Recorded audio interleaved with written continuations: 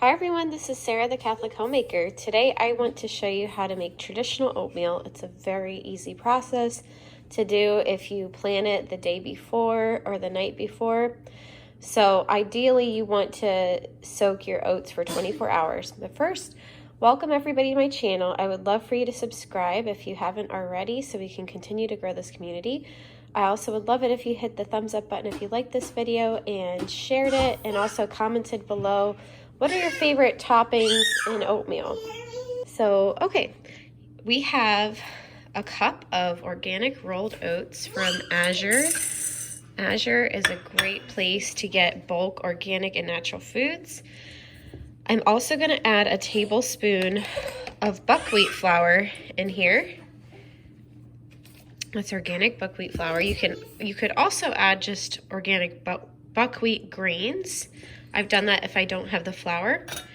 And I'm also going to add a tablespoon of apple cider vinegar in here, or just add just like a little glug. I normally don't measure it. So that's about good.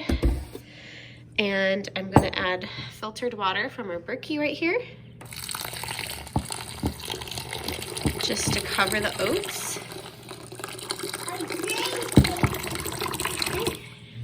Then I'm just going to stir it around. It's optional if you want to cover it with a towel in case you might have like bugs or something. That's essentially what you do. Now this is about 24 hours before our breakfast tomorrow morning. This is a weekday, and I'm doing this a little bit before 9 a.m. so that'll be perfect. We'll have about 24 hours of soaking, and that feeds both of my daughters pretty well. We do this about once a week. Most of the time I give them eggs for breakfast, sometimes banana pancakes made just with a banana and eggs and cinnamon. It's one of their favorite things to have. But the reason for soaking oats and grains is because they have anti-nutrients in them.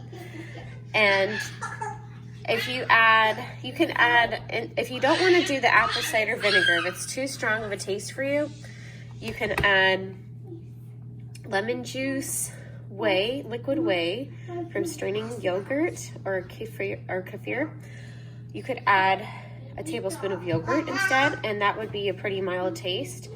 The apple cider vinegar doesn't bother us, so most people just do that. But I heard a long time ago that is not as effective a way as adding rye flour or buckwheat flour because of the high phytase content in rye and buckwheat. So if you're gluten-free, you could do buckwheat flour, which is a great option for celiacs or just people who are gluten-free. And if you're not gluten-free, if any sort of wheat-like grains don't bother you, then you could do rye flour. And that apparently is a much more effective way at reducing the phytic acid in oats than just simply using apple cider vinegar, lemon juice, whey, or yogurt. So I just use both just to make sure something works. And that's what I do. So we're gonna wait for 24 hours and I'll come back. Hi everybody, so it has been one day since I soaked the oatmeal. I don't know if, yeah, you should be able to see it. And I'm just gonna drain out the water into the sink. You can rinse it if you want, but it is unnecessary. Actually, Sally Fallon Morell says it's unnecessary to even drain it, but I just prefer to cook the oats in either fresh water or milk. I prefer to cook them in milk because it just tastes so much better that way.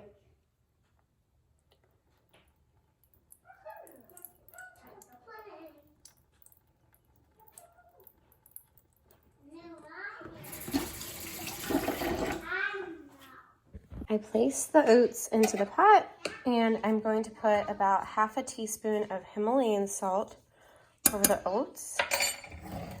And I'm going to add the raw milk just to cover it. So I do use raw milk to cook with it, even though the properties of the raw milk are going to be destroyed when I cook with it.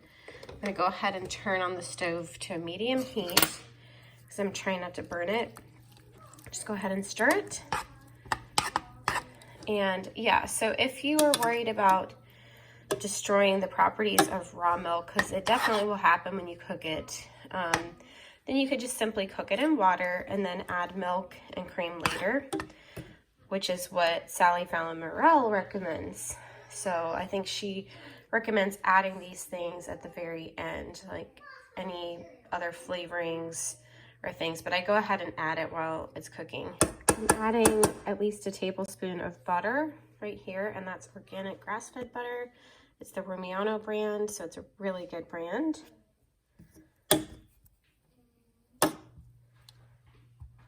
And I'm also going to add some maple syrup. This is dark maple syrup that I have. I think I got this one at Food Lion.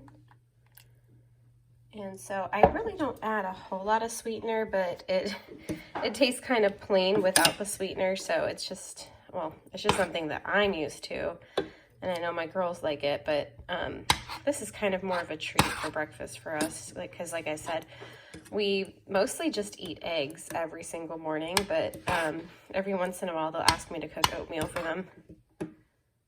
So it's been a few minutes. Now you could definitely cook it faster at a higher heat. I just prefer to do it at a medium heat. But it's already simmering and it won't take much longer after this. I actually forgot to add in a couple of ingredients. So I'm going to do that. I'm going to add in some raw cream just to give some extra fat in there and flavor, and then some cinnamon. My girls, especially my oldest, love cinnamon, and it's good for our glycemic index as well, you know, from the oats, you know, to balance your blood sugar from the oats and from the maple syrup. So it's just, I think this oatmeal is just about ready. So if you want to do it faster, like I said, you could just turn it to a medium-high heat, or even a high heat, and it would probably just cook in a minute. But I just prefer to do it the slower way. And now it's ready to eat. Let me know what you guys think in the comments. I'm gonna put these into bowls, and I hope you and your families have a wonderful week.